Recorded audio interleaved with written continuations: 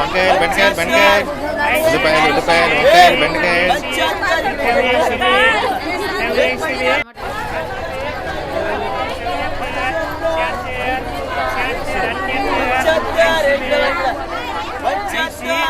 అయ్యా అయ్యా, కనీసం గిట్టుబాటు ధర కూడా ఇవ్వకపోతే మీ మాత్రం బతికేది ఎలా అయ్యా? ఇదిగో చూడు, కిలో రూపాయి, ఇలా అయితేనే తీసుకుంటా, లేకపోతే పో. అయ్యా అయ్యా, దయసూపండి అయ్యా, బిడ్డల కలవాణ్ణి చెమటోడ్చి పండించానయ్యా. ఇంటి దగ్గర మా ఆడది నా బిడ్డ ఈ కళతో ఎదురు చూస్తారయ్యా. అయ్యా ఇదిగో, రూపాయికి ఎక్కువ ఒక్క పైసా కూడా ఇవ్వను. ఇష్టమైతే ఇవ్వు, లేకపోతే పో. పొద్దున్నే ఎదవ బేరం.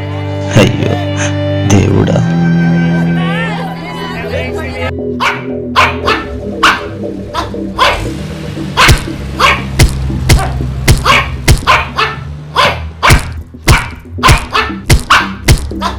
అయ్యో సార్, ఏమైంది? ఆగండి ఆగండి ప్లీజ్. ఏం చెప్పమంటారు సార్, ఎంతో శ్రమపడి పండించిన నా పంట కనీసం పెట్టుబడులు కూడా రాక ఏం చెయ్యాలో తెలియక అర్థం కావడం లేదు సార్. అయ్యో ఎందుకలా? బయట రేటు కిలో 20 రూపాయలు ఉన్నాయిగా. బయట ఉన్నాయి సార్, కానీ దళారీలు మా దగ్గర కనీసం మద్దతు ధర కూడా ఇవ్వడం లేదు. ఈ డబ్బులన్నా వస్తే నా బిడ్డను మంచి స్కూల్లో చేర్పిద్దామనుకున్నా సార్. సార్, మీరు ఏమీ అనుకోకపోతే నేను ఒక విషయం చెప్తా. చెప్పండి సార్. సమస్య ఉన్న కాడే పరిష్కారం కూడా ఉంటుంది. సంతలో కిలో ఇప్పుడు 20 రూపాయలు ఉన్నాయి. మీరు ఒక పని చేయండి, ఈ రోడ్డు మీదే ఇక్కడే కిలో 10 రూపాయలు చొప్పున అమ్మండి. ఇక్కడ మిమ్మల్ని అమ్మద్దాన్ని ఆపేవాళ్ళు ఉండరుగా, నేను కూడా ఉంటా. అలాగే సార్, తప్పకుండా.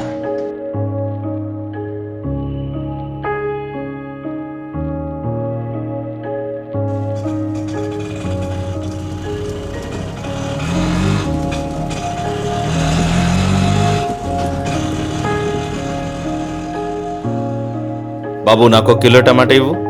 బాబు 2 కిలో టమాటా ఇవ్వు. బాబు ఇంకో కిలో టమాటా ఇవ్వు. బాబు నాకు. బాబు 1 కిలో టమాటా ఇవ్వు.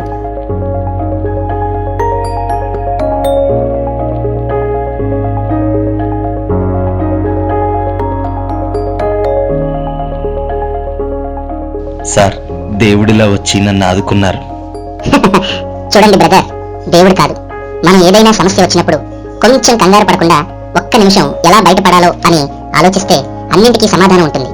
కరెక్ట్గా చెప్పారు సార్.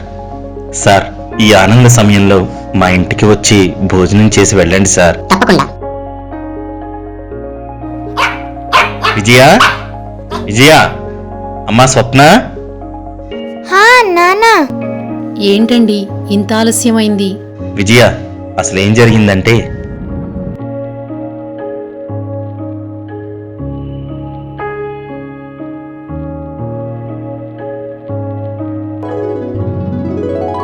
ఇంత సహాయం చేసిన మీకు మా కుటుంబం ఎప్పుడూ రుణపడి ఉంటుంది సార్. అదేం లేదు సిస్టర్, నాకు తోచింది నేను చేశాను. అమ్మా, అంకుల్కి మంచి టమాటా పలావ్ చేద్దాం. తప్పకుండా తల్లి.